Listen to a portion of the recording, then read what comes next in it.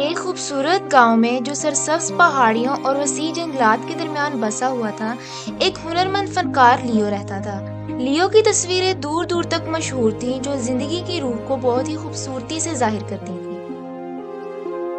اس کے فن پارے امیر ترین دیہاتیوں کے گھر کی زینت بنتے تھے اور دور دراز کے نواب بھی ان کی تعریف کرتے تھے۔ تاہم اپنی شہرت کے باوجود لیو عاجز، مہربان اور اپنے کام کے ساتھ ہمیشہ مخلص رہا۔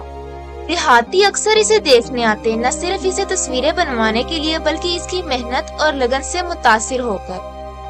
لیو کے اسٹوڈیو میں آنے والوں میں ایک نوجوان ایتھن بھی تھا۔ ایتھن ایک ابھرتا ہوا فنکار تھا جس کے خواب تھے کہ ایک دن وہ اپنے استاد سے آگے بڑھ جائے گا۔ وہ لیو کی بہت ہی تعریف کرتا تھا اور اکثر دوسرے طلباء کے جانے کے بعد بھی اسٹوڈیو میں دیر تک بیٹھا رہتا تھا، اس امید میں کہ وہ ماسٹر کے نازک برش، اسٹروکس اور تفصیل کے لیے گہری نظر سے کچھ اور سیکھے۔ لیو نے ایتھن کی محنت اور صلاحیت کو نوٹ کیا۔ اس نے نوجوان فنکار میں اپنی کچھ جھلک دیکھی اور فیصلہ کیا کہ وہ اسے اپنے زیر تربیت لے لے۔ اس نے ایتھن کو پینٹنگ کے باریک نکات، روشنی اور سائے کا کھیل اور رنگ اور کمپوزیشن کا نازک توازن سکھانے کے لیے اضافی گھنٹے لگائے۔ ایتھن نے یہ علم بڑی چاہت سے حاصل کیا اور اس کی مہارت تیزی سے بڑھنے لگی۔ جیسے جیسے ایتھن کی صلاحیت بڑھتی گئی، ویسے ویسے اس کی پہچان کی خواہش بھی بڑھنے لگی۔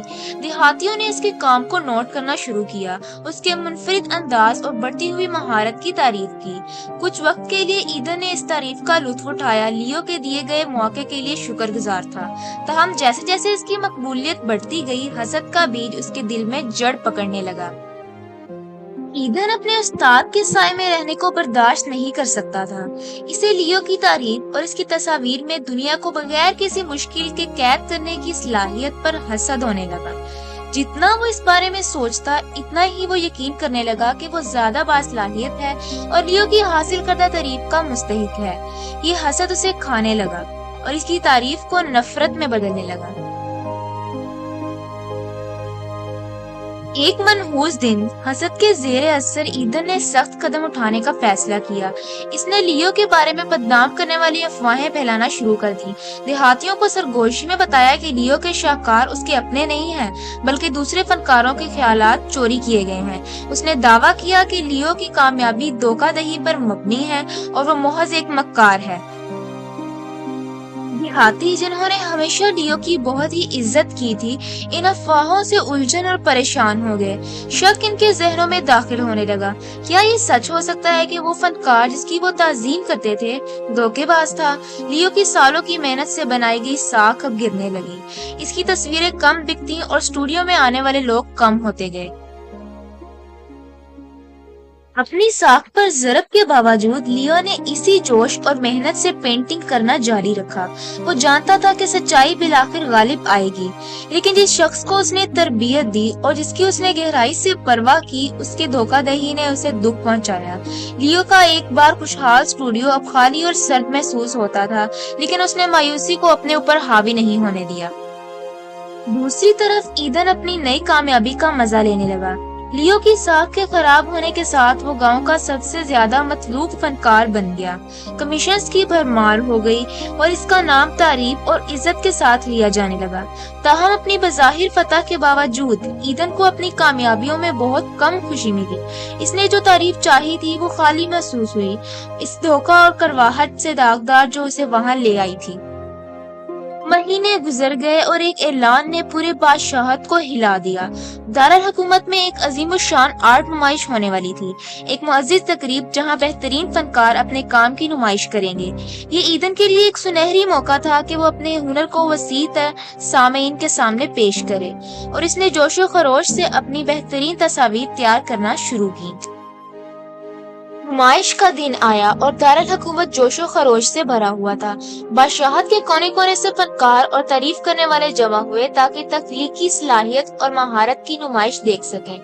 شرکاء میں مارگوٹ بھی تھی، جو ایک عقلمند اور معزز فن نکات تھی، اپنی گہری نظر اور فن کی گہری سمجھ کے لیے جانی جاتی تھی۔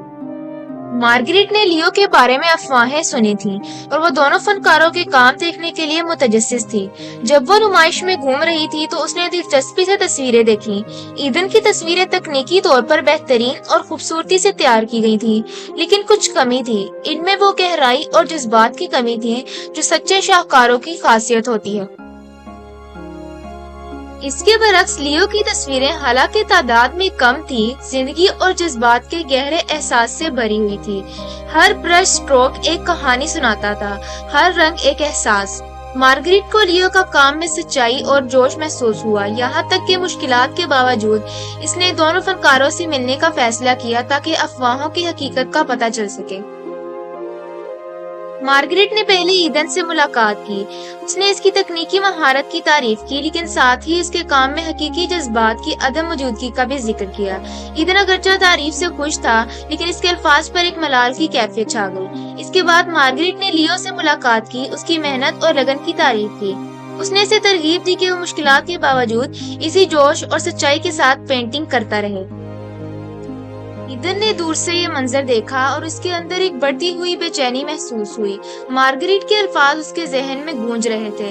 اس نے اپنی کامیابی کے باوجود خالی پن کو اجاگر کیا۔ اس رات ایدن نیند سے محروم دارالحکومت کی گلیوں میں گھومتا رہا، اپنے اقدامات اور منتخب راستے پر غور کرتا رہا۔ اس نے محسوس کیا کہ اس کے حسد نے نہ صرف لیو کو نقصان پہنچایا بلکہ اس کے اپنے فن کو بھی خراب کیا۔ وہ تعریف جو اس نے اتنی شدت سے چاہی تھی اس کے فن کے احترام اور محبت کے بغیر بے معنی تھی۔ ایدن جانتا تھا کہ اسے اصلاحات کرنی ہوگی، نہ صرف لیو کی خاطر۔ اگلی صبح ایدن بھاری دل کے ساتھ لیو کے پاس آیا۔ اس نے اپنے اقدامات کا اعتراف کیا، افواہوں کا اقرار کیا جو اس نے پھیلائی، اور حسد کا جو اسے جلاتا رہا۔ اس نے معافی کی درخواست کی، اپنی گہری پچھتاؤ اور دکھ کا اظہار کیا۔ لیو حالانکہ دھوکہ دہی سے دکھی تھا، اس نے ایدن کی آنکھوں میں خلوص کو دیکھا۔ اس نے اسے معاف کر دیا، اسے یاد دلاتے ہوئے کہ تبدیل ہونے اور بڑھنے میں کبھی دیر نہیں ہوتی۔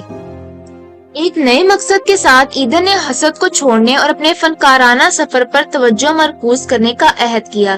اس نے لیو سے سیکھنا جاری رکھا، اس بار حقیقی احترام اور شکر گزاری کے ساتھ۔ دیہاتیوں نے ایدن میں تبدیلی دیکھی اور اس کے ساتھ ہی اسے معاف کرنا شروع کیا، اور اس کی ساکھ آہستہ آہستہ بحال ہونے لگی۔ لیو اور ایدن کی کہانی گاؤں کے لیے ایک طاقتور سبق بن گئی۔ اس نے سب کو حسد کی تباہ کن طاقت اور عاجزی اور ایمانداری کی اہمیت یاد دلائی۔ لیو اور ایدن نے مل کر فنکاروں کی نئی نسل کو محبت اور جوش کے ساتھ تخلیق کرنے کی ترغیب دی، حسد کے سائے سے آزاد ہو کر۔ سالوں بعد ایدن اپنے حق میں ایک مشہور فنکار بن گیا۔ نہ صرف اپنی مہارت کے لیے بلکہ اپنی حکمت اور عاجزی کے لیے بھی جانا جاتا تھا۔ وہ اکثر اپنے سفر کے بارے میں بات کرتا، اپنے تجربات شیئر کرتا تاکہ دوسروں کو حسد کی گڑھوں سے بچنے میں مدد ملے۔ اور اس سب کے دوران لیو اس کا ثابت قدم دوست اور استاد رہا، اس فنکار اور انسان پر فخر کرتا جو ایدن بن گیا تھا۔ آخر میں لیو اور ایدن کے درمیان رشتہ مضبوط ہو گیا، حسد اور اصلاح کی آگ میں ڈھل کر۔ ان کی کہانی نسل در نسل منتقل ہوئی، ایک لازوال کہانی کے طور پر ایمانداری کی حسد پر فتح اور معافی اور نشوونما کی پائیدار طاقت کی۔ دوستو، کہانی کا اخلاقی سبق یہ ہے کہ حسد سب سے باصلاحیت افراد کو بھی برباد کر سکتا ہے، لیکن عاجزی، معافی اور اپنے کام کے لیے حقیقی محبت کے ساتھ اس پر قابو پانا اور حقیقی اطمینان حاصل کرنا ممکن ہے۔